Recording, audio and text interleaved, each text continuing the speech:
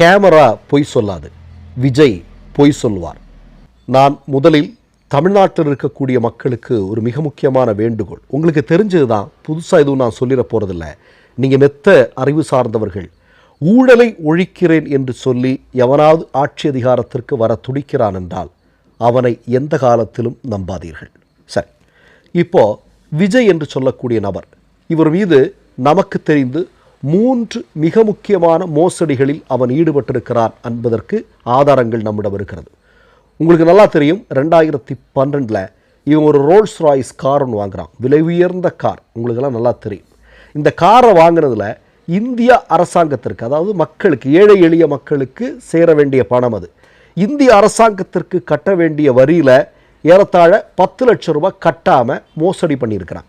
பிறகு கடைசியில் 10 லட்சம் ரூபாய் அபராதமாக கட்டினா இந்த விஜய் அப்படிங்கிறது நமக்கு நல்லா தெரியும். 2020 இதே மாதிரி ஒரு படத்தினுடைய நிதி தொடர்பான விஷயத்தில் இதே மாதிரி சிக்கனா ரெய்டு நடந்தது. வீட்டில் இருந்து பல லட்சம் பணங்கள் எடுக்கப்பட்டது அப்படிங்கிறது அன்றைக்கு ஊடகங்களில் வந்தது. 2017 புலி அப்படிங்கிற ஒரு திரைப்படம், அந்த திரைப்படத்தில் இதே மாதிரி அவன் வாங்கின சம்பளம் ஒரு 15 கோடி ரூபாய் ஏதோ அன்னைக்கு வாங்கியிருக்கிறான் போல இருக்குது. அதற்கு டாக்ஸாக இந்திய அரசாங்கத்திற்கு கட்ட வேண்டிய பணம் 1.5 கோடி ரூபாய் ஏமாற்றிருக்கிறான், ஊழல் பண்ணியிருக்கிறான்.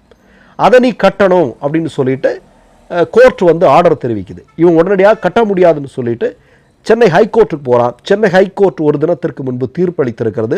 1.5 கோடி ரூபாய் இவன் மோசடி பண்ணியிருக்கிறான், ஊழல் பண்ணியிருக்கிறான், மக்களுக்கு செல்ல வேண்டிய பணத்தை கொடுக்காமல் வச்சுருந்துருக்கிறான், நீ கட்டித்தான் ஆகணும் அப்படின்னு அவனுக்கு செருப்படி கொடுத்துருக்குறாங்க. இதுக்கு முன்னாடி கோர்ட்டில் செருப்படி வாங்கியிருக்கிறான். எதற்குன்னு நான் சொல்கிறேன். நான் இந்த 2012 ரோல்ஸ் ராய்ஸ் கார் வாங்கும்போது 10 லட்சம் ரூபா உன்னால் கட்ட முடியாதா?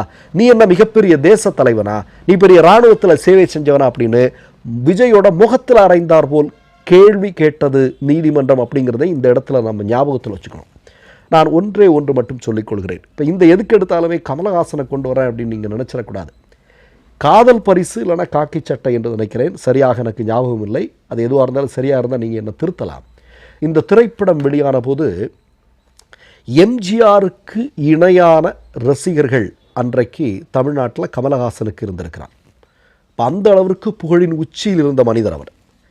ஆனால் இந்த நொடி வரையிலும் நான் சொல்கிறேன், அதாவது அவர் பொறுப்பில் இந்த திரைத்துறையில் இன்றைக்கு 2020 இன்னமும் அவர் முன்னணி நட்சத்திரம் தான், சரியா?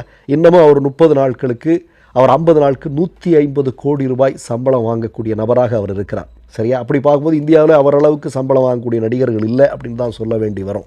இப்போ நான் என்ன கேட்குறேன் அப்படின்னா, இந்த அளவிற்கு உச்சத்தில் இருக்கக்கூடிய ஒரு மிகப்பெரிய நட்சத்திரம் கடந்த ஒரு